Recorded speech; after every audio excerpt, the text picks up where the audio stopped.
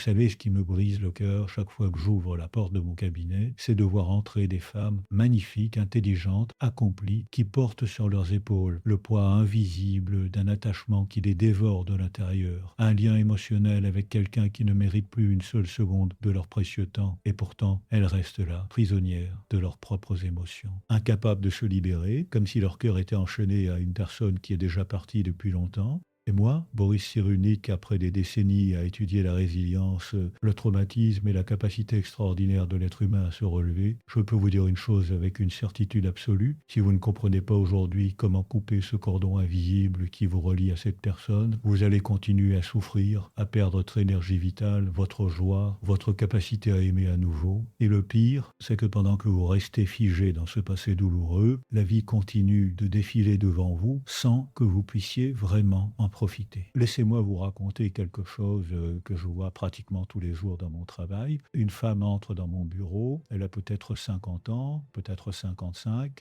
Elle est élégante, elle a construit une carrière, élevé des enfants, traversé des épreuves, et pourtant quand elle s'assoit en face de moi, je vois dans ses yeux cette tristesse profonde, cette fatigue émotionnelle qui vient du fait qu'elle pense encore à lui, cet homme qui était son mari pendant 20 ans, ou cet amant qui lui avait promis la lune, ou même ce partenaire qui l'a quitté il y a 6 mois, mais il occupe encore chaque recoin de son esprit. Elle me dit qu'elle ne comprend pas pourquoi elle ne peut pas simplement tourner la page, pourquoi chaque chanson à la radio lui rappelle des souvenirs, pourquoi elle vérifie encore ses réseaux sociaux pour voir ce qu'il fait, avec qui il est, si cette nouvelle femme sur sa photo de profil est vraiment sa nouvelle compagne, et cette obsession, cette incapacité à se détacher, c'est à pas de la faiblesse, non, c'est quelque chose de beaucoup plus profond. C'est neurologique, c'est biologique, c'est ancré dans notre cerveau limbique, cette partie primitive de notre cerveau qui gère les émotions et l'attachement. Et je vais vous expliquer exactement comment cela fonctionne et surtout comment vous pouvez reprendre le contrôle. Vous voyez, quand nous créons un lien émotionnel fort avec quelqu'un, notre cerveau produit toute une cascade de neurotransmetteurs, l'ocytocine, cette hormone de l'attachement qui est libérée pendant l'intimité, la dopamine qui crée cette sensation de plaisir et de récompense quand nous sommes avec cette personne, la sérotonine qui régule notre humeur, et tous ces systèmes chimiques créent littéralement une dépendance, oui vous avez bien entendu, une dépendance exactement comme une drogue.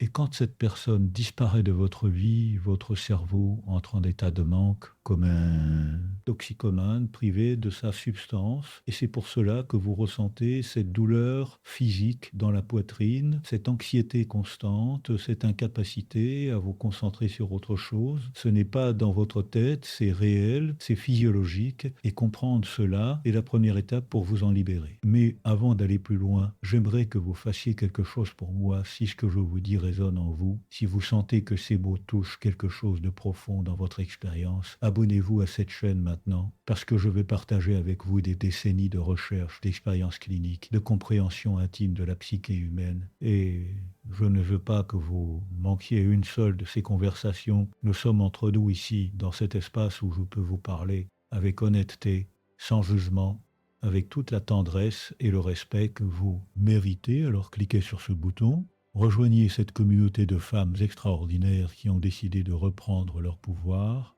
et continuons ensemble. Maintenant, revenons à ce qui nous occupe et je veux que vous compreniez quelque chose de fondamental. Le danger réel de ne pas se détacher émotionnellement de quelqu'un qui n'est plus dans votre vie parce que ce n'est pas juste une question de tristesse passagère. Non, c'est beaucoup plus grave que cela. Chaque jour que vous passez attaché émotionnellement à cette personne est un jour où vous n'êtes pas disponible pour votre propre vie, pour de nouvelles opportunités, pour de nouvelles rencontres, pour de nouveaux amours. Et pendant ce temps, lui, cet homme auquel vous pensez constamment, il est probablement déjà passé à autre chose, il a peut-être déjà rencontré quelqu'un, il construit peut-être déjà une nouvelle vie, et vous, vous restez là, figé dans le temps, comme une statue de sel qui regarde en arrière. Et je vais vous dire quelque chose qui va peut-être vous faire mal, mais que vous devez entendre. Si vous ne prenez pas la décision consciente et active de vous détacher maintenant, vous risquez de passer les plus belles années de votre vie à attendre quelque chose qui ne reviendra jamais, à espérer un changement il ne se produira pas d'attention quand vous méritez un festin complet. Et ce n'est pas tout, parce que l'attachement émotionnel non résolu crée des dégâts en cascade dans tous les domaines de votre vie. Votre santé physique commence à se détériorer, le stress chronique causé par cette rumination constante affaiblit votre système immunitaire, l'anxiété qui devient votre compagne quotidienne, la dépression qui s'installe sournoisement, cette sensation d'être vidé de votre énergie vitale, et socialement aussi, vous commencez à vous isoler parce que vos amis en ont assez de vous entendre parler de lui, parce que vous n'avez plus l'énergie pour sortir et profiter de la vie, parce que vous avez peur de rencontrer quelqu'un de nouveau, tant que vous êtes encore accroché au passé, et professionnellement, votre concentration diminue, votre créativité s'évapore, votre ambition s'étiole, parce que comment pouvez-vous vous concentrer sur votre carrière quand votre esprit est constamment occupé à analyser ce qui s'est passé, ce que vous auriez pu faire différemment, pourquoi il est parti, ce qu'elle a de plus que vous. Vous voyez où je veux en venir? Ce n'est pas juste une question de cœur brisé qui va guérir avec le temps. Non, c'est une hémorragie lente de votre force vitale, de votre potentiel, de votre joie de vivre. Et chaque jour qui passe, sans que vous preniez des mesures concrètes pour vous détacher, est un jour perdu, un jour que vous ne récupérerez jamais. Et je sais que cela semble dramatique, mais c'est la vérité. Et mon rôle n'est pas de vous bercer de douces illusions. Mon rôle est de vous secouer suffisamment pour que vous preniez conscience de l'urgence de la situation. Mais attendez, parce que ce que je vais vous dire maintenant est encore plus important. Le véritable danger n'est pas seulement ce que vous perdez pendant que vous restez attaché à cette personne, c'est ce qui se passe dans votre psyché profonde, dans votre identité même. Vous voyez, quand nous restons émotionnellement liés à quelqu'un qui nous a quittés ou qui nous traite mal, nous envoyons à notre inconscient un message très clair. Nous lui disons que nous ne valons pas mieux, que nous méritons d'être abandonnés, que nous ne sommes pas assez bien pour être aimés pleinement. Et ce message s'infiltre dans tous les recoins de votre être. Il devient une croyance fondamentale sur vous-même. Et cette croyance va influencer toutes vos relations futures, tous vos choix, toute votre façon de vous présenter au monde. Vous allez attirer des hommes qui confirment cette croyance, des hommes qui vous traitent comme une option et non comme une priorité. Des hommes qui répètent le même schéma encore et encore, et vous allez vous retrouver dans un cycle infernal dont il sera de plus en plus difficile de sortir. Et pendant que vous êtes prisonnière de ce cycle, pendant que vous donnez votre énergie émotionnelle à quelqu'un qui ne la mérite pas, lui, il continue sa vie, il rencontre peut-être cette nouvelle femme qui n'est pas nécessairement plus belle que vous, ni plus intelligente, ni plus accomplie, mais qui a une chose que vous n'avez pas en ce moment, elle est émotionnellement disponible, elle n'est pas chargée du poids du passé, elle est légère, joyeuse, présente, et c'est cette qualité qui la rend irrésistible. Pas sa beauté physique, pas son statut social, mais sa capacité à être pleinement là, dans le moment présent, sans les chaînes invisibles qui vous retiennent prisonnière, et lui, il va construire avec elle quelque chose de nouveau, quelque chose qui aurait pu être avec vous, si vous aviez été capable de vous libérer de vos propres entraves émotionnelles, et le plus ironique dans tout cela, c'est que vous avez probablement beaucoup plus à offrir qu'elle, vous avez plus de profondeur, plus d'expérience, plus de sagesse, mais tout cela est éclipsé par votre incapacité à lâcher prise. Imaginez ce scénario, dans 6 mois, dans 1 an, vous tombez sur lui par hasard, peut-être dans un restaurant, peut-être lors d'un événement social, et il est là avec elle, cette nouvelle femme, et vous voyez dans ses yeux quand il la regarde, cette étincelle que vous pensiez être réservée uniquement à vous, vous voyez comment il la touche avec tendresse, comment il rit à ses plaisanteries, comment il rit à ses plaisanteries, comment il semble heureux, vraiment heureux, et elle vous regarde avec cette confiance tranquille de quelqu'un qui sait qu'elle est aimée, qui sait qu'elle est choisie, et à ce moment-là, vous réalisez que pendant que vous étiez occupé à pleurer sur ce qui était, à analyser chaque détail de votre relation passée, à vous demander ce que vous auriez pu faire différemment, il était en train de construire un avenir avec quelqu'un d'autre, et cette réalisation vous frappe comme un coup de poing dans l'estomac, et vous rentrez chez vous, ce soir-là, vous vous regardez dans le miroir, et vous vous demandez comment vous en êtes arrivé là, comment vous avez pu gaspiller tout ce temps, toute cette énergie, toutes ces larmes pour quelqu'un qui ne pense même plus à vous. Mais voilà ce qui est encore plus terrifiant. Si vous ne faites rien maintenant, si vous ne prenez pas la décision consciente de vous détacher émotionnellement, ce scénario ne va pas se produire qu'une seule fois, il va se répéter encore et encore, parce que le problème n'est pas lui, le problème n'est pas les hommes en général, le problème est votre incapacité à couper les liens émotionnels qui ne vous servent plus. Et cette incapacité va vous suivre de relation en relation. Vous allez traîner le fantôme de votre ex dans chaque nouvelle rencontre,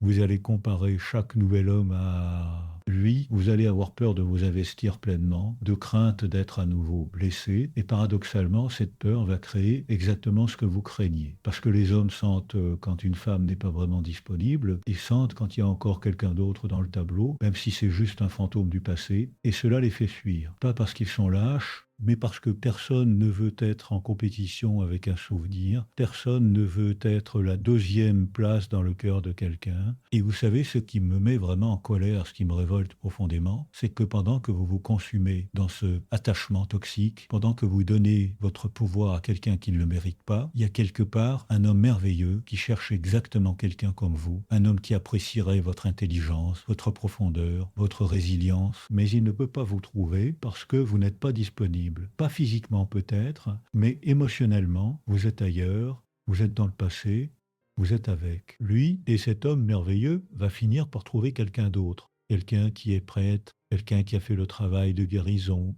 quelqu'un qui a appris à se détacher de ce qui ne lui sert plus, et vous allez rater cette opportunité, et peut-être beaucoup d'autres, simplement parce que vous n'avez pas eu le courage de faire ce qui doit être fait. Alors voilà où nous en sommes.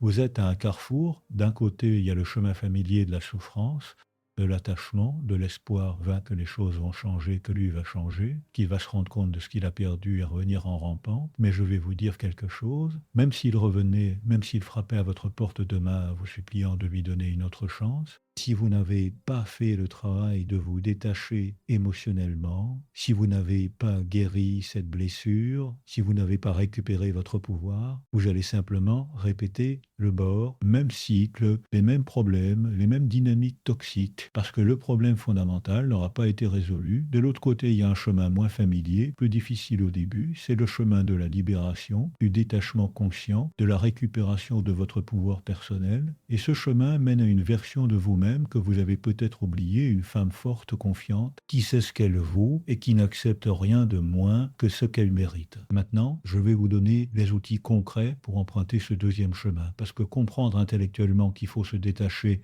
est une chose, mais savoir comment le faire réellement en est une autre, et c'est là que des décennies de recherche en neurosciences, en psychologie de l'attachement, en thérapie du traumatisme deviennent précieuses, parce que je ne vais pas vous donner des conseils superficiels comme aller faire du shopping ou sortir avec vos amis. Non, je vais vous donner des stratégies profondes basées sur la science qui vont littéralement recabler votre cerveau, qui vont couper ces connexions neuronales qui vous maintiennent attachés et qui vont en créer de nouvelles, qui vous propulsent vers l'avenir. La première chose que vous devez comprendre, et c'est fondamental, c'est que le détachement émotionnel n'est pas quelque chose qui vous arrive. Ce n'est pas quelque chose que vous attendez passivement. Ce n'est pas le temps qui guérit toutes les blessures, non. Le temps seul ne guérit rien. Ce qui guérit, c'est ce que vous faites avec ce temps. Le détachement émotionnel est un processus actif. C'est une décision que vous prenez consciemment chaque jour, chaque heure, parfois chaque minute. C'est un muscle que vous devez entraîner. Et comme tout muscle, au début, il est faible, l'exercice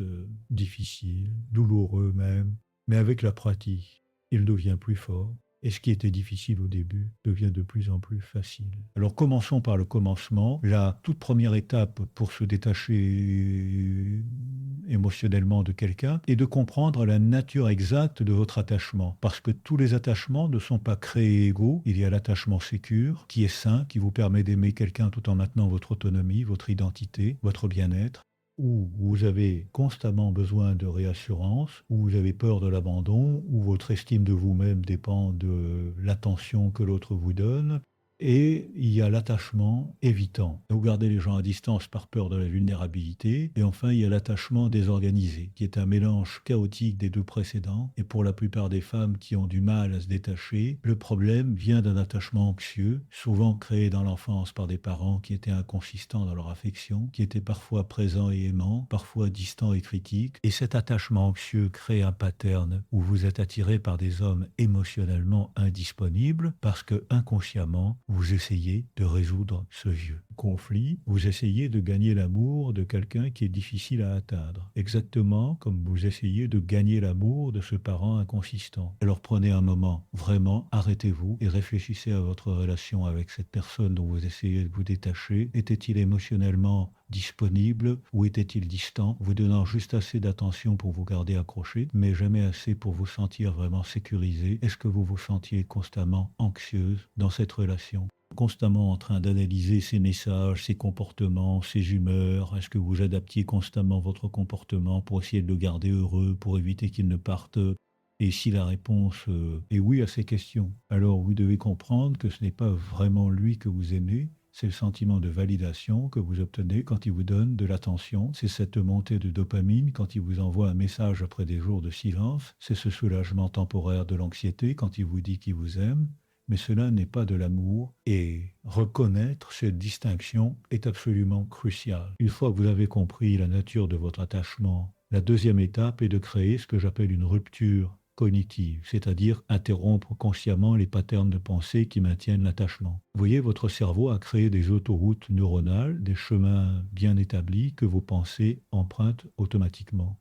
Quelque chose se passe dans votre journée et immédiatement, votre cerveau pense: je devrais lui raconter ça, vous entendez une chanson, votre cerveau dit c'était notre chanson, vous passez devant un restaurant et votre cerveau se souvient, nous sommes venus ici ensemble et chacune de ces pensées renforce la connexion neuronale, rend l'autoroute plus large, plus facile à emprunter et c'est pour cela que même des mois après une rupture, vous pouvez encore penser à cette personne constamment parce que ces autoroutes sont devenues des boulevards. Mais voici la bonne nouvelle, le cerveau a une capacité extraordinaire qu'on appelle la neuroplasticité, c'est-à-dire la capacité de se recabler, de créer de nouvelles connexions et de laisser mourir les anciennes. Mais cela ne se fait pas tout seul, vous devez activement créer de nouveaux chemins et activement éviter d'emprunter les anciens. Et comment faites-vous cela concrètement? Chaque fois qu'une pensée de lui apparaît dans votre esprit, et au début cela va arriver des dizaines de fois par jour, vous devez consciemment interrompre cette pensée, imaginez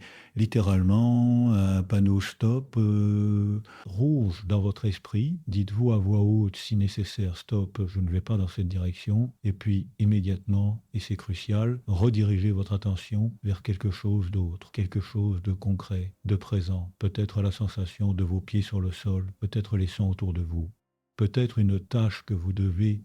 Cette pensée va revenir quelques secondes plus tard et vous allez devoir répéter le processus encore et cela va être épuisant, frustrant. Vous allez avoir l'impression que cela ne marche pas, mais je vous promets, si vous persistez, après quelques semaines, vous allez remarquer que ces pensées viennent moins souvent, qu'elles ont moins de pouvoir sur vous, et après quelques mois, elles seront devenues rares, et quand elles viennent, elles ne provoqueront plus cette vague d'émotions intenses. La troisième étape, et celle-ci est peut-être la plus difficile, mais aussi la plus puissante, est ce que j'appelle la désidéalisation. Vous voyez, quand nous sommes attachés à quelqu'un, notre cerveau a tendance à créer une version idéalisée de cette personne. Nous nous souvenons sélectivement des bons moments, des moments de connexion, de passion, de tendresse, et nous minimisons ou oublions complètement les mauvais moments, les disputes, les déceptions, les fois où il vous a fait sentir petite, inadéquate, pas assez bien, et cette version idéalisée est celle qui vit dans votre mémoire. C'est elle que vous pleurez, c'est elle que vous voulez récupérer, mais cette version n'a jamais vraiment existé, c'est une construction de votre esprit, une illusion. Alors voici ce que vous allez faire, et je sais que cela va être douloureux, mais c'est nécessaire. Vous allez prendre un carnet et vous allez écrire. D'un côté de la page, vous allez lister tous les bons moments, toutes les qualités que vous aimiez chez lui, tout ce qui vous fait encore vous accrocher. Soyez honnête, soyez complète. Et puis de l'autre côté, et c'est là que le vrai travail commence, vous allez lister tous les mauvais moments, toutes les fois où il vous a déçu, tous ses défauts, tous les signaux d'alarme que vous avez ignorés, toutes les fois où vous êtes sentie anxieuse, pas assez bien, en compétition pour son attention. Et je veux que vous soyez brutalement honnête, pas pour le diaboliser, pas pour transformer l'amour en haine, mais simplement pour voir la réalité complète, la personne réelle, pas la version idéalisée. Et quand vous aurez terminé cette liste, je veux que vous la lisiez à voix haute, particulièrement la partie négative, et je veux que vous la relisiez chaque fois que vous sentez cette vague de nostalgie, chaque fois que vous êtes tenté de lui envoyer un message, chaque fois que vous commencez à penser que peut-être vous devriez essayer encore une fois, parce que cette liste est votre ancre à la réalité. Elle vous rappelle pourquoi cette relation s'est terminée, pourquoi elle devait se terminer, pourquoi rester attaché ne sert à rien. Maintenant, la quatrième étape est ce que j'appelle le deuil conscient. Parce que se détacher de quelqu'un, c'est essentiellement faire le deuil d'une relation, d'un futur imaginé, d'une version de vous-même que vous étiez avec cette personne. Et notre société nous dit de passer à autre chose rapidement, de ne pas nous apitoyer sur nous-mêmes, de rester forte. Mais cela est profondément contre-productif Parce que les émotions non exprimées ne disparaissent pas. Elles s'enfouissent dans votre corps, dans votre psyché, et elles ressortent d'autres façons, sous forme d'anxiété, de dépression, de maladies psychosomatiques, de comportements autodestructeurs. Alors je veux que vous vous donniez la permission de faire votre deuil vraiment, pleinement, créer un rituel pour cela.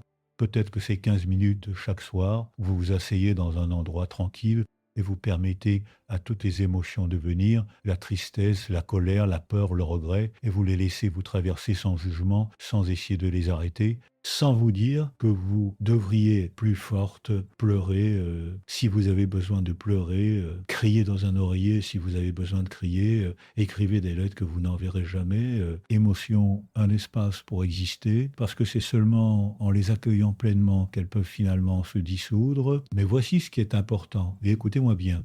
Vous devez mettre une limite de temps à ce deuil quotidien, 15 minutes, 20 minutes maximum. Vous réglez 1 minute heure et quand il sonne, vous vous levez, vous vous lavez le visage et vous revenez à votre vie. Parce que le but n'est pas de vous complaire dans la douleur, le but est de lui donner un espace contenu pour qu'elle ne déborde pas sur toute votre existence. Et avec le temps, vous allez remarquer que vous avez besoin de moins de temps, que les émotions sont moins intenses, que certains jours, vous n'avez même pas besoin de ce rituel. La 5e étape est la reconquête de votre identité. Parce que quand nous sommes dans une relation, particulièrement une relation longue ou intense, nous avons tendance à fusionner notre identité avec celle de l'autre. Nous devenons nous en tant que couple plutôt que moi en tant qu'individu. Nous adoptons ses intérêts, ses amis, ses routines. Nous adaptons notre personnalité pour mieux s'accorder avec la sienne. Et quand la relation se termine, nous nous retrouvons un peu perdus. Nous ne savons plus qui nous sommes sans cette personne. Et cette confusion identitaire rend le détachement encore plus difficile parce qu'une partie de nous sent que si nous lâchons cette personne, nous perdons une partie de nous-mêmes. Alors vous devez activement reconstruire votre identité indépendante et cela commence par vous poser des questions fondamentales. Qui étais-je avant cette relation ? Quelles étaient mes passions, mes rêves, mes intérêts que j'ai peut-être abandonnés? Qu'est-ce que j'ai toujours voulu faire, mais que je n'ai jamais fait parce que je n'avais pas le temps? Quelle version de moi-même est-ce que je veux devenir maintenant que je suis libre de choisir sans compromis? Et puis, vous devez agir sur ces réponses. Peut-être que vous avez toujours voulu apprendre la poterie. Inscrivez-vous à un cours, peut-être que vous aimiez la randonnée, mais vous avez arrêté parce qu'il préférait rester à la maison. Rejoignez un groupe de randonnée, peut-être que vous avez perdu contact avec certaines amies parce que vous passiez tout votre temps avec lui. Appelez-les, reconnectez, et chaque fois que vous faites quelque chose pour vous, quelque chose qui n'a rien à voir avec lui, qui n'est que pour votre propre plaisir, votre propre croissance, vous renforcez votre identité indépendante, vous vous rappelez que vous êtes une personne complète, entière, fascinante, avec ou sans partenaire. La 6e étape, et celle-ci est cruciale, est ce que j'appelle la rupture des ancres émotionnelles. Vous voyez, notre cerveau crée des associations entre certains stimuli et certaines émotions. C'est ce qu'on appelle le conditionnement. Et quand vous avez été dans une relation avec quelqu'un, votre cerveau a créé des milliers de ces ancres. Une chanson devient associée à lui, un parfum, un lieu, une heure de la journée. Et chaque fois que vous rencontrez un de ces stimuli, il déclenche automatiquement une cascade de souvenirs et d'émotions. Et cela vous ramène mentalement et émotionnellement à la relation. Alors vous devez activement briser ces ancres et il y a plusieurs façons de le faire. Premièrement, identifier les ancres les plus puissantes. Peut-être que c'est une playlist que vous écoutiez ensemble. Supprimez-la, créez-en une nouvelle avec des chansons qui n'ont aucune association avec lui. Peut-être que c'est un restaurant où vous alliez souvent, évitez-le pendant un certain temps. Ou mieux encore, allez-y avec une amie et créez de nouveaux souvenirs qui vont remplacer les anciens. Peut-être que c'est un parfum qu'il portait. Si vous le sentez quelque part, éloignez-vous consciemment et avec le temps, ces ancres vont perdre leur pouvoir.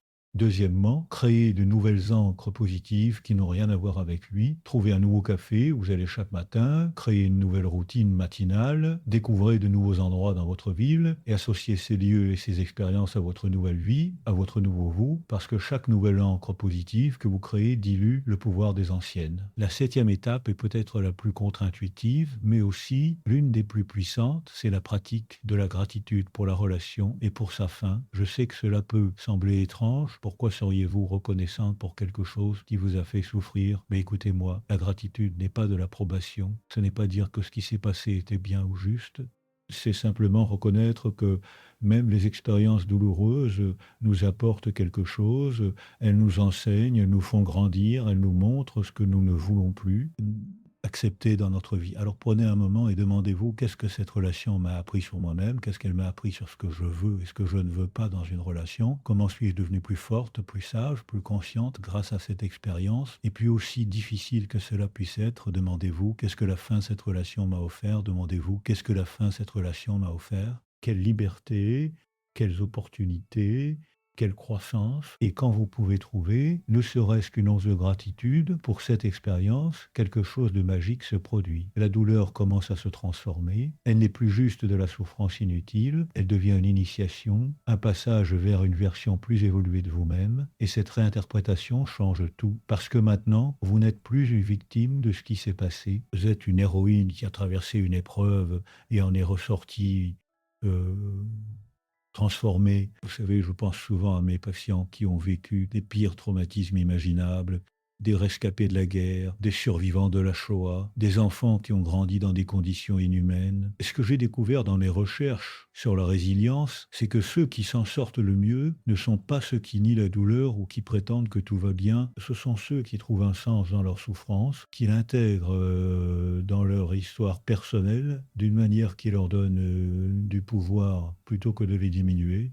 Et vous pouvez faire la même chose avec votre rupture, avec votre cœur brisé, avec cette difficulté à vous détacher. La huitième étape est ce que j'appelle la reconstruction de votre sécurité intérieure. Parce que quand nous sommes attachés à quelqu'un de manière anxieuse, c'est souvent parce que nous cherchons chez l'autre une sécurité que nous n'avons pas en nous-mêmes. Nous voulons qu'il nous rassure, qu'il nous dise que nous sommes aimables, désirables, que nous avons de la valeur. Et tant que nous cherchons cette sécurité à l'extérieur, nous serons toujours vulnérables, toujours dépendantes, toujours terrifiés à l'idée de perdre la personne qui nous fournit cette sécurité. Alors vous devez apprendre à devenir votre propre source de sécurité, et cela commence par développer ce que j'appelle une voix intérieure bienveillante. La plupart d'entre nous avons une voix intérieure très critique qui nous juge constamment, qui nous dit que nous ne sommes pas assez bien, que nous avons tout gâché, que nous ne serons jamais aimés. Et cette voix est souvent l'internalisation de voix critiques de notre passé, peut-être un parent, peut-être un ex-partenaire, peut-être la société en général. Mais vous pouvez changer cette voix, vous pouvez consciemment cultiver une voix intérieure qui est douce, compréhensive, encourageante, comme la voix d'une mère aimante ou d'une meilleure amie. Et chaque fois que vous remarquez cette voix critique, arrêtez-vous et demandez-vous, est-ce que je parlerai comme ça à quelqu'un que j'aime? Est-ce que je dirai ces choses cruelles à ma meilleure amie si elle traversait la même situation? Et la réponse est probablement non. Alors pourquoi vous les dire à vous-même? Commencez à vous parler avec la même gentillesse que vous offririez à quelqu'un que vous aimez quand vous faites une erreur. Au lieu de vous flageller, dites-vous je suis humaine, j'apprends, c'est normal de faire des erreurs. Quand vous vous sentez triste, au lieu de vous dire d'être forte et de passer à autre chose, dites-vous c'est normal de ressentir de la tristesse, c'est une émotion valide. Je vais être douce avec moi-même pendant que je traverse cela, et cette voix bienveillante devient progressivement votre nouvelle sécurité intérieure.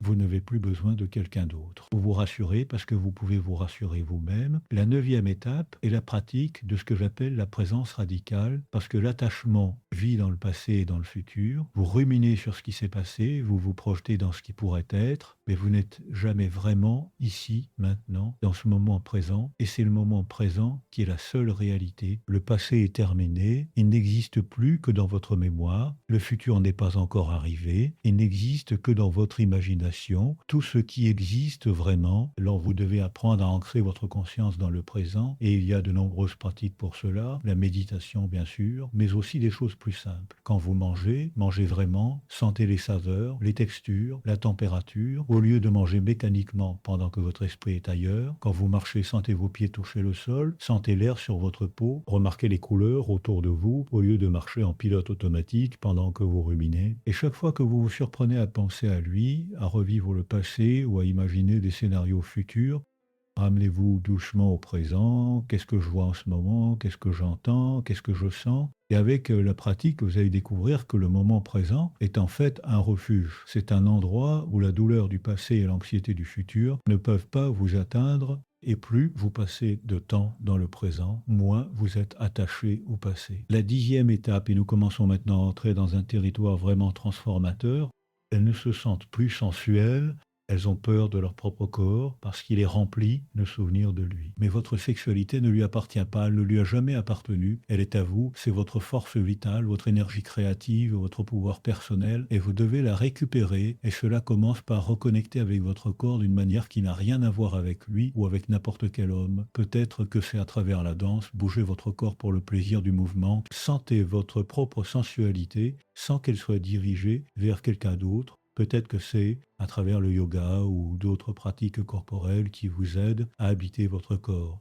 Et oui, je veux le dire parce que c'est important, réappropriez-vous votre plaisir sexuel pour vous-même, apprenez ce qui vous fait du bien, sans avoir besoin de quelqu'un d'autre, parce que quand vous savez que vous pouvez vous donner du plaisir, vous ne dépendez plus de quelqu'un d'autre pour cela, et paradoxalement, cette indépendance vous rend beaucoup plus attractive parce que vous dégagez une énergie de plénitude, plutôt qu'une énergie de besoin. La 11e étape est la création de ce que j'appelle un futur magnétique, parce qu'une des raisons pour lesquelles nous restons attachés au passé est que nous n'avons pas de vision excitante du futur, nous ne voyons qu'un vide devant nous, une solitude, une absence, et bien sûr que nous nous accrochons au passé si c'est tout ce que nous voyons dans le futur. Alors vous devez consciemment créer une vision de votre futur qui est tellement excitante, tellement riche de possibilités, qu'elle vous tire vers l'avant au lieu de vous laisser regarder en arrière. Prenez le temps de vraiment imaginer dans 5 ans quelle version de vous-même voulez-vous être, où vivez-vous, que faites-vous professionnellement, quels sont vos hobbies, qui sont vos amis, comment passez-vous vos journées, et soyez aussi spécifique que possible, ne vous limitez pas, ne vous dites pas que certaines choses ne sont pas possibles, permettez-vous de rêver grand, et puis demandez-vous, qu'est-ce que je peux faire aujourd'hui, cette semaine, ce mois-ci, qui me rapproche de cette vision, et commencez à prendre ces actions, même si elles sont petites, parce que chaque action que vous prenez vers ce futur magnétique est un pas qui vous éloigne du passé, vous créez littéralement un momentum, et ce momentum devient sa propre force, il devient plus facile de continuer à avancer que de rester coincé. La 12e étape est la pratique du pardon,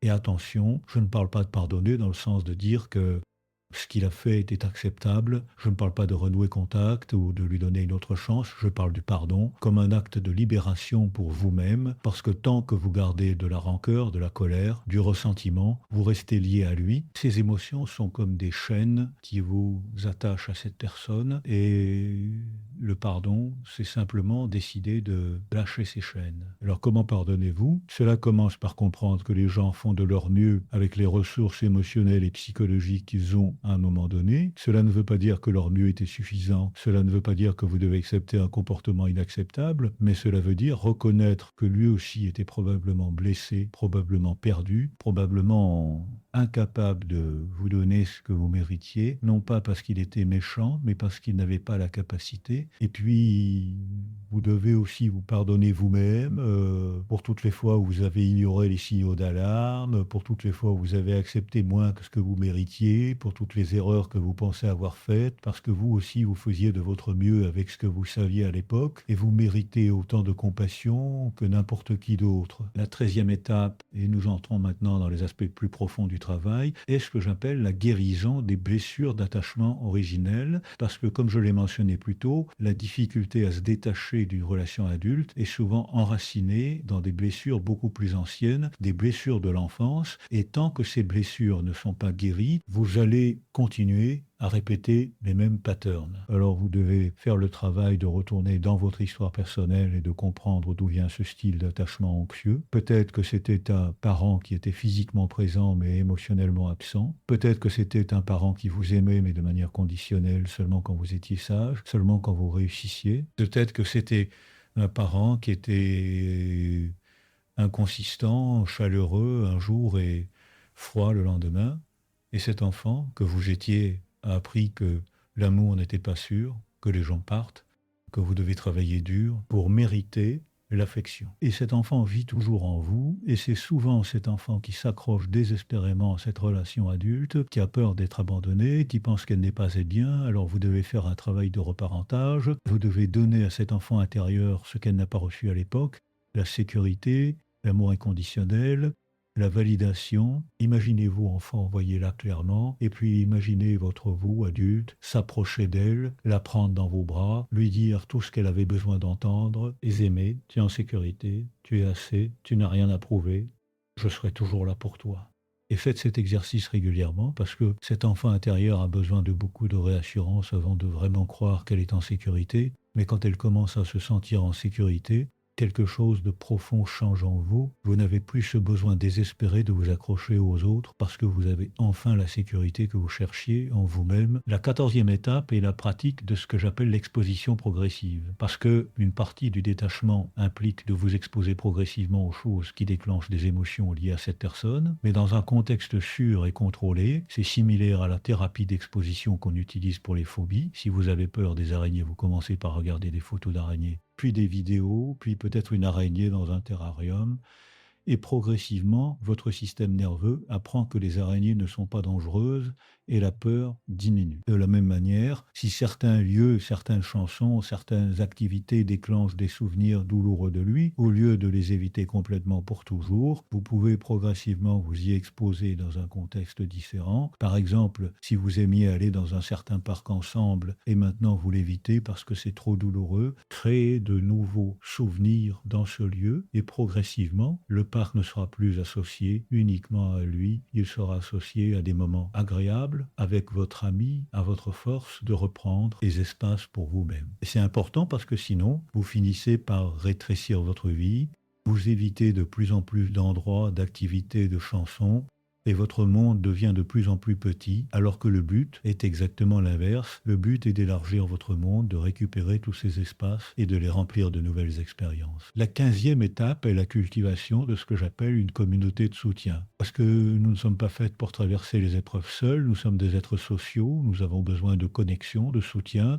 de témoins de notre douleur et de notre guérison. Et pourtant, beaucoup de femmes s'isolent après une rupture, soit parce qu'elles ont honte, soit parce qu'elles pensent qu'elles devraient être capables de gérer cela seules, soit parce qu'elles en ont marre. Mais l'isolement ne fait qu'intensifier l'attachement à la personne perdue, parce que quand vous êtes seul, votre esprit a tendance à ruminer, à revivre les souvenirs, à imaginer des scénarios, alors que quand vous êtes avec d'autres personnes, particulièrement des personnes qui vous comprennent et vous soutiennent, votre attention est dirigée ailleurs, vous êtes rappelé qu'il y a de la vie au-delà de cette relation, qu'il y a des gens qui vous aiment et vous apprécient. Alors cherchez activement du soutien, peut-être que c'est vos amis proches, peut-être que c'est un groupe de soutien pour les femmes qui traversent des ruptures, peut-être que c'est une thérapie, peut-être que c'est une communauté en ligne, peu importe la forme. Trouvez des gens avec qui vous pouvez être vulnérable, avec qui vous pouvez partager ce que vous traversez sans jugement et permettez-leur de vous porter quand vous n'avez plus la force de marcher seul. Et en même temps, soyez sélective avec qui vous partagez parce que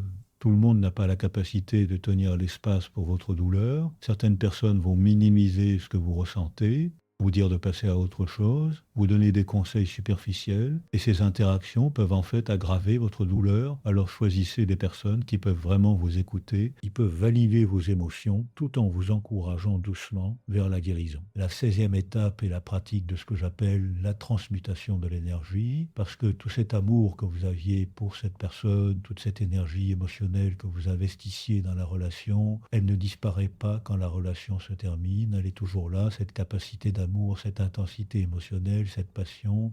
Où allez-vous diriger cette énergie? Beaucoup de femmes la dirigent vers la rumination, vers l'obsession de comprendre ce qui s'est passé, vers l'espoir qui revienne. Et c'est un gaspillage terrible de cette énergie précieuse. Alors je veux que vous fassiez quelque chose de radicalement différent. Je veux que vous preniez toute cette énergie et que vous la dirigiez vers vous-même, vers vos projets, vers vos passions, vers vos projets terrain.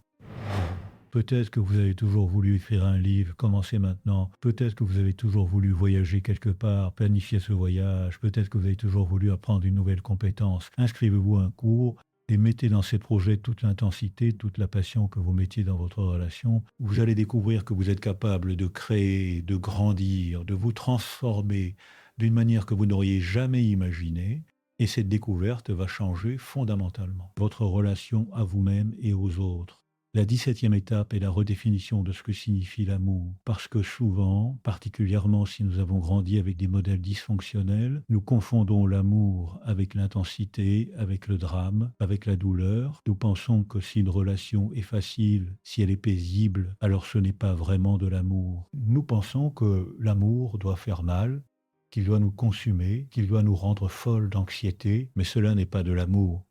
c'est du traumatisme, c'est de l'attachement anxieux, c'est de la dépendance. L'amour véritable, l'amour sain, est en fait assez paisible. Il vous donne de l'énergie au lieu de vous en prendre, il vous élève au lieu de vous diminuer, il vous donne un sentiment de sécurité au lieu d'anxiété constante, et tant que vous n'avez pas redéfini ce que signifie l'amour pour vous, vous allez continuer à être attiré par le même type de relation dysfonctionnelle. Alors prenez le temps de vraiment réfléchir. Qu'est-ce que l'amour signifie pour moi maintenant? Pas ce que les films romantiques me disent, pas ce que j'ai appris dans mon enfance, mais qu'est-ce que je veux vraiment ressentir dans une relation? Et pour la plupart des femmes, quand elles réfléchissent vraiment à cette question, elles réalisent qu'elles veulent se sentir en sécurité, respectées, soutenues dans leur croissance, et elles veulent un partenaire qui est leur égal, qui est émotionnellement disponible, qui est capable de communication honnête. Et une fois que vous avez cette clarté, vous pouvez l'utiliser comme un filtre pour vos relations futures.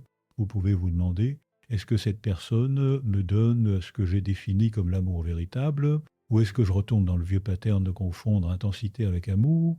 Et cette clarté devient votre protection contre la répétition des mêmes erreurs. La 18e étape est la pratique de ce que j'appelle la célébration de votre indépendance. Parce que notre société, particulièrement pour les femmes, valorise tellement le fait d'être en couple que nous avons tendance à voir le célibat comme un échec, comme un état temporaire et indésirable que nous devons traverser le plus rapidement possible pour arriver au vrai but, qui est d'être à nouveau en couple. Mais cette perspective est profondément problématique parce qu'elle signifie que vous ne pouvez jamais vraiment apprécier votre vie quand vous êtes seul. Vous êtes toujours en attente, toujours en recherche, toujours en train de vous sentir incomplète. Et cette énergie de manque, de besoin, est exactement ce qui vous rend moins attractive et plus susceptible de vous installer dans des relations. Alors je veux que vous fassiez quelque chose de radical, je veux que vous décidiez de tomber amoureuse de votre vie de célibataire, je veux que vous trouviez tous les aspects merveilleux d'être seul, la liberté de faire exactement ce que vous voulez quand vous voulez, la possibilité de vous concentrer entièrement sur votre croissance personnelle, sans compromis, la joie de découvrir qui vous êtes vraiment quand vous n'êtes pas en train de vous adapter à quelqu'un d'autre, et célébrer activement cette indépendance. Faites des choses que vous ne pourriez pas faire aussi facilement en couple, voyagez seul, réaménagez votre appartement exactement comme vous le voulez, passez des week-ends entiers à faire exactement ce qui vous plaît sans avoir à consulter personne et remarquez à quel point c'est délicieux, à quel point c'est libérateur. Et quand vous commencez vraiment à apprécier votre vie de célibataire, quelque chose de magique se produit. Vous arrêtez d'avoir besoin désespérément d'une relation et paradoxalement, c'est exactement à ce moment-là que vous devenez le plus attractive parce que vous dégagez une énergie de plénitude, de joie, de confiance. La 19e étape est la pratique de ce que j'appelle le contact zéro et c'est peut-être la plus difficile mais aussi l'une des plus essentielles. Parce que tant que vous avez un contact avec cette personne, même minimale, même juste regarder ses réseaux sociaux, vous maintenez la connexion, vous nourrissez l'attachement, c'est comme essayer de guérir d'une addiction tout en continuant à prendre de petites doses de la substance. Alors, vous devez couper complètement le contact, et je sais que cela semble extrême, je sais que vous allez avoir 1000 raisons pour lesquelles ce n'est pas possible dans votre situation, peut-être que vous avez des amis en commun, peut-être que vous travaillez ensemble, peut-être que vous vous dites que vous pouvez être amis, mais la vérité est que dans la grande majorité des cas, particulièrement au début, le contact zéro est absolument nécessaire. Cela signifie bloquer son numéro, le supprimer de tous vos réseaux sociaux, éviter les endroits où vous pourriez le croiser. Et si vous devez absolument avoir un contact pour des raisons pratiques, comme des enfants en commun, gardez ces contacts strictement limités au nécessaire. Pas de conversation personnelle, pas de partage émotionnel, juste les informations essentielles. Et je vais être honnête avec vous, les premières semaines de contact zéro sont atroces. Vous allez avoir envie de craquer, vous allez avoir 1000 excuses pour le contacter, vous allez vérifier votre téléphone constamment en espérant qu'il a essayé de vous contacter, mais si vous tenez bon, si vous respectez ce contact zéro, après quelques semaines, cela devient plus facile et après quelques mois, vous allez réaliser que vous pensez à lui beaucoup moins, que votre vie est remplie d'autres choses, que vous êtes en train de guérir vraiment. La 20e étape est la pratique de ce que j'appelle la résilience narrative, c'est-à-dire la façon dont vous racontez votre histoire à vous-même et aux autres, parce que les histoires que nous nous racontons sur notre vie ont un pouvoir énorme sur notre identité et notre futur. Si vous vous racontez l'histoire d'une femme qui a été abandonnée, qui n'était pas assez bien, qui a échoué dans sa relation, alors c'est l'identité que vous allez endosser. C'est le futur que vous allez créer. Mais vous pouvez choisir de raconter une histoire différente, une histoire où vous êtes l'héroïne qui a traversé une épreuve difficile, qui a eu le courage de partir ou d'accepter la fin quand la relation ne servait plus personne, qui a fait le travail difficile de guérison et de croissance, qui est devenue plus forte, plus sage, plus consciente. Et cette histoire, même si elle contient exactement les mêmes événements que la première, crée une identité complètement différente et ouvre des possibilités complètement différentes pour votre futur. Alors soyez très consciente de comment vous racontez votre histoire. Quand vous parlez de cette relation et de sa fin à vos amis, à votre thérapeute, à vous-même, est-ce que vous vous positionnez comme une victime ou comme une survivante? Est-ce que vous vous concentrez sur ce que vous avez perdu? Ou est-ce que vous parlez de cette expérience comme la pire chose qui vous soit arrivée ou comme une initiation nécessaire vers une version meilleure de vous-même? Et je ne vous demande pas de nier la douleur, je ne vous demande pas de prétendre que tout va bien, mais je vous demande de trouver un cadre pour votre expérience qui vous donne du pouvoir plutôt que de vous en enlever, parce que ce cadre va littéralement façonner votre futur. La 21e étape est la pratique de ce que j'appelle l'autocompassion radicale, et c'est différent de l'estime de soi. L'estime de soi est basée sur vos réalisations, sur le fait d'être bonne dans quelque chose, sur le fait de vous comparer favorablement aux autres. Mais l'autocompassion est inconditionnelle, c'est vous traiter avec gentillesse simplement parce que vous êtes un être humain qui souffre, parce que vous le méritez par vos actions. Et c'est crucial dans le processus de détachement, parce que vous allez avoir des rechutes, vous allez avoir des jours où vous pensez que vous avez fait des progrès, et puis soudainement vous êtes submergé par une vague de tristesse. Vous allez peut-être craquer et regarder ces réseaux sociaux, vous allez peut-être même lui envoyer un message dans un moment de faiblesse, et la façon dont vous réagissez à ces rechutes détermine si elles deviennent des catastrophes ou simplement des petits détours sur votre chemin de guérison. Si vous réagissez avec autocritique, si vous vous dites que vous êtes pathétique, faible, que vous n'allez jamais vous en sortir, alors vous créez une spirale descendante. La honte que vous ressentez vous fait vous sentir encore plus mal, et quand vous vous sentez mal, vous êtes encore plus susceptible de chercher du réconfort dans des comportements qui maintiennent l'attachement. Mais si vous réagissez avec autocompassion, si vous vous dites c'est normal, la guérison n'est pas linéaire, j'ai eu un moment difficile, mais cela ne signifie pas que je suis de retour à la case départ, je vais être gentil avec moi-même et recommencer demain. Alors ces rechutes perdent leur pouvoir, elles deviennent juste des petites vagues dans un océan de guérison progressive. Alors pratiquez l'autocompassion consciemment. Quand vous remarquez que vous êtes en train de vous critiquer, arrêtez-vous, mettez votre main sur votre cœur et dites-vous quelque chose de gentil, exactement ce que vous diriez à une amie dans la même situation, et faites-le encore et encore jusqu'à ce que cela devienne votre réponse automatique. La 22e étape est ce que j'appelle la pratique de la nouveauté intentionnelle, parce que notre cerveau adore la nouveauté. Quand nous expérimentons quelque chose de nouveau, notre cerveau libère de la dopamine, exactement le même neurotransmetteur qui était libéré quand vous étiez avec lui, et c'est une des raisons pour lesquelles les débuts de relation sont si excitants, tout est nouveau, imprévisible, stimulant. Mais vous pouvez créer cette même stimulation neurochimique sans avoir besoin d'une relation, simplement en introduisant consciemment de la nouveauté dans votre vie. Et je ne parle pas de faire des choses extraordinaires, je parle de petites nouveautés quotidiennes. Prenez un chemin différent pour aller au travail, essayez un nouveau restaurant, écoutez un genre de musique que vous n'avez jamais écouté, parlez à un étranger, apprenez un nouveau mot chaque jour. Chacune de ces petites nouveautés crée une petite dose de dopamine et accumulée, elle crée un sentiment général de stimulation, d'excitation pour la vie, et cela remplace progressivement le manque de stimulation que vous ressentiez quand la relation s'est terminée. Votre cerveau apprend qu'il peut obtenir sa dose de dopamine de nombreuses sources différentes. Pas seulement de cette personne, et puis périodiquement, faites quelque chose de vraiment nouveau, quelque chose qui vous sort complètement de votre zone de confort, peut-être un voyage dans un pays où vous n'êtes jamais allé, peut-être apprendre une compétence complètement nouvelle comme la plongée sous-marine ou la peinture, peut-être vous porter volontaire pour quelque chose qui vous passionne. Et ces expériences plus grandes créent ce que les neuroscientifiques appellent des marqueurs émotionnels forts. Ce sont des souvenirs qui deviennent des points de référence dans votre vie, et ils aident à diviser votre vie en avant et après, créant une séparation psychologique claire entre votre vie avec lui et votre nouvelle vie.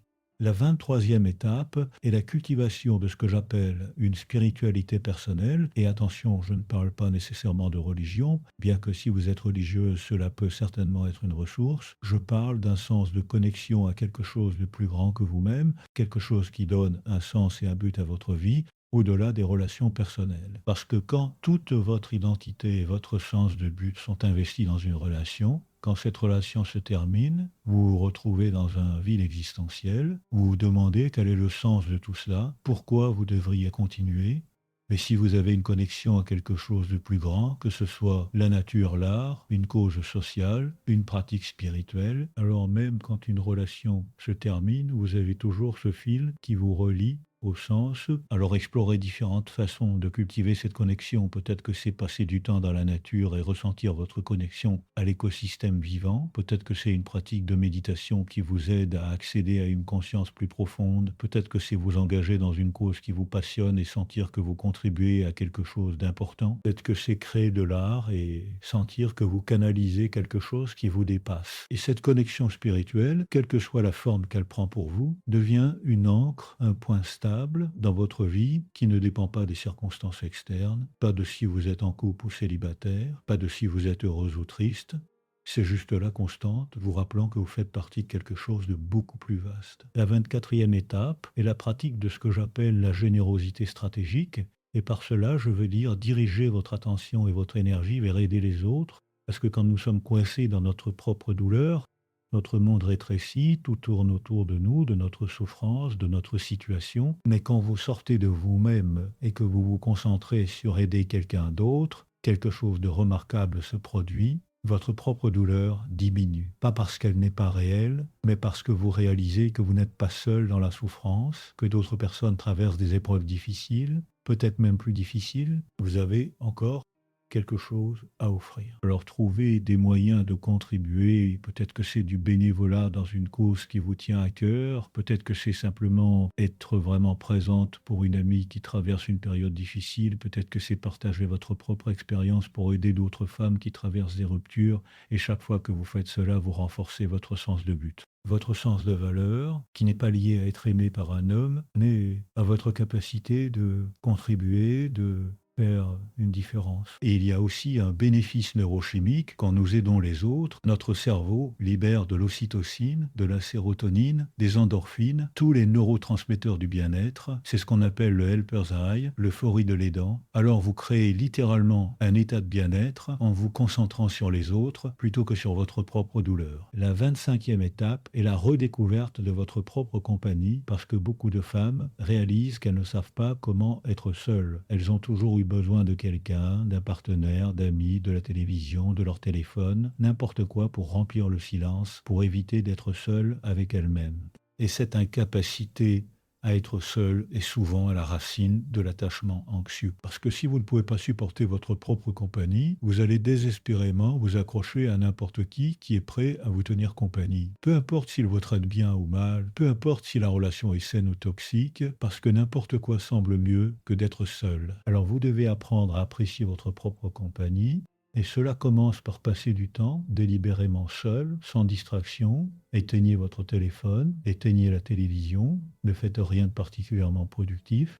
Asseyez-vous simplement avec vous-même et au début, cela va être inconfortable, votre esprit va s'agiter, vous allez avoir envie de prendre votre téléphone, de faire quelque chose, n'importe quoi, mais restez avec cet inconfort, respirez à travers. Et progressivement, vous allez découvrir qu'il y a en fait quelque chose de paisible, de nourrissant même, votre propre compagnie. Et puis commencez à faire des choses seules que vous feriez normalement seulement avec quelqu'un d'autre. Aller au restaurant seul, aller au cinéma seul, voyager seul. Et remarquez que non seulement vous survivez à ces expériences, mais vous les appréciez. En fait, il y a une liberté, une présence que vous ne pouvez avoir que quand vous êtes seul. Et quand vous découvrez cela, quand vous découvrez que vous êtes en fait une très bonne compagnie pour vous-même, tout change. Vous n'avez plus ce besoin désespéré des autres parce que vous êtes déjà complète en vous-même. Maintenant, je veux aborder quelque chose que beaucoup de femmes de votre âge ressentent mais n'osent pas exprimer, cette peur que le temps passe, que vous vieillissez, que vos chances de trouver l'amour diminuent et que donc vous devriez peut-être vous accrocher à cette relation, même si elle ne vous rend pas heureuse, même s'il ne vous traite pas comme vous le méritez, parce qu'au moins c'est quelque chose, au moins vous n'êtes pas seul. Et je vais vous dire quelque chose avec toute la force de ma conviction, cette pensée est un mensonge toxique que notre société patriarcale a planté dans l'esprit des femmes pour les garder petites, dociles, reconnaissantes pour n'importe quel miette d'attention masculine. La vérité est que vous, à 45 ans, 50 ans, 55 ans, 60 ans, vous êtes à votre apogée. Vous avez une profondeur, une sagesse, une confiance que vous n'aviez pas à 20 ans. Vous savez qui vous êtes, ce que vous voulez, ce que vous ne voulez plus tolérer. Et cette clarté, cette présence, cette authenticité, c'est incroyablement attractif. Et les hommes qui veulent votre temps, les hommes qui sont eux-mêmes matures, émotionnellement développés, ils cherchent exactement cela. Ils ne cherchent pas une jeune femme sans substance. Ils cherchent une égale, une partenaire qui peut les rencontrer dans toute leur complexité, mais seulement si vous faites le travail de vous libérer de ces attachements toxiques, de récupérer votre pouvoir, de vous tenir dans votre valeur. Alors arrêtez de vous inquiéter de votre âge. Arrêtez de penser que vous devez vous dépêcher de trouver quelqu'un avant qu'il ne soit trop tard. Il n'est jamais trop tard. Ma grand-mère a trouvé l'amour de sa vie à 70 ans. J'ai des patientes qui ont rencontré des partenaires merveilleux à 50, 60, 70 ans. Et même si vous ne rencontrez jamais personne d'autre, même si vous passez le reste de votre vie célibataire, cela peut être une vie incroyablement riche, pleine, joyeuse, si vous choisissez de la créer ainsi. Maintenant, permettez-moi de vous parler d'un aspect du détachement émotionnel dont on parle rarement, mais qui est absolument crucial. C'est ce que j'appelle le détachement du futur imaginé. Parce que quand nous sommes dans une relation, nous créons toute une architecture de futur possible dans notre esprit. Nous imaginons les vacances que nous prendrons ensemble, la maison que nous achèterons peut-être, comment nous vieillirons ensemble. Et ces futurs imaginés deviennent presque aussi réels pour nous que les souvenirs réels. Et quand la relation se termine, nous ne perdons pas seulement la personne et le présent avec elle, nous perdons aussi tous ces futurs possibles. Et c'est souvent ce deuil du futur qui est le plus difficile, parce que c'était votre plan, c'était comment vous imaginiez que votre vie allait se dérouler. Et maintenant, vous devez accepter que ce futur n'arrivera jamais, que vous devez lâcher non seulement ce qui était, mais aussi ce qui aurait pu être. Alors vous devez faire consciemment le deuil de ces futurs imaginés, reconnaissez-les, écrivez-les peut-être à tous ces rêves que vous aviez, et puis faites un rituel pour les laisser partir. Peut-être que vous brûlez le papier sur lequel vous les avez écrits, peut-être que vous les mettez dans une bouteille et vous la jetez à la mer, trouvez une façon symbolique de dire au revoir à ces futurs qui n'existeront jamais, et puis, et c'est crucial, commencer à imaginer de nouveaux futurs possibles, des futurs qui n'incluent pas cette personne, des futurs qui sont peut-être même plus excitants, plus alignés avec qui vous êtes vraiment devenu. La 26e étape est ce que j'appelle la pratique de l'acceptation radicale, et c'est différent de la résignation. La résignation est passive, c'est abandonner, c'est dire que rien ne peut changer, alors pourquoi essayer? Mais l'acceptation radicale est active, c'est reconnaître pleinement la réalité de ce qui est sans essayer de la combattre, sans essayer de la changer, sans se perdre dans des fantasmes de comment les choses devraient être. Et dans le contexte du détachement, l'acceptation radicale signifie accepter pleinement que cette relation est terminée, que cette personne n'est plus dans votre vie de la façon dont elle était, que vous ne pouvez pas la changer, vous ne pouvez pas changer le passé, vous ne pouvez pas le faire revenir. Vous ne pouvez pas faire en sorte que les choses soient différentes de ce qu'elles sont, et cette acceptation, aussi douloureuse soit-elle, est paradoxalement libératrice. Parce que tant que vous résistez à la réalité, tant que vous vous battez contre ce qui est, vous restez coincé, toute votre énergie est consommée par cette bataille futile contre la réalité. Mais quand vous acceptez, quand vous dites «oui, c'est ce qui est, je ne l'aime pas, c'est douloureux, mais c'est la réalité», alors soudainement, toute cette énergie devient disponible, vous pouvez l'utiliser pour avancer, pour reconstruire, pour créer une nouvelle vie, qui n'est pas une simple continuation de l'ancienne, mais une création entièrement nouvelle, forgée par votre sagesse et votre résilience. Et c'est là que réside le véritable secret du détachement émotionnel. Il ne s'agit pas d'effacer la personne ou d'oublier l'amour que vous avez partagé. Il ne s'agit pas de devenir froid ou insensible. Au contraire, le détachement est un acte de reconnexion profonde avec la seule personne qui sera toujours là pour vous, vous-même. C'est le processus de ramener à la maison toute l'énergie, l'attention, l'amour et l'espoir que vous aviez placés à l'extérieur et de les réinvestir en vous. C'est choisir de devenir l'architecte de votre propre bonheur plutôt que de le laisser dépendre des actions ou de la présence de quelqu'un d'autre. Ce chemin n'est pas facile. Il y aura des jours où la douleur semblera revenir avec la force d'une vague. Accueillez-la. Ne la combattez pas. C'est simplement le signe que vous êtes en train de guérir, que les plaques tectoniques de votre âme sont en train de se réaligner pour créer un paysage intérieur plus solide et plus beau. Vous n'êtes pas brisé. Vous êtes en pleine transformation. La fin de cette relation n'est pas la fin de votre histoire, c'est la fin d'un chapitre. Et maintenant, le livre est ouvert, la page est blanche, et le stylo est entre vos mains. Écrivez une histoire magnifique. Une histoire qui parle de résilience, de découverte de soi et d'un amour qui commence enfin par vous-même. Vous le méritez,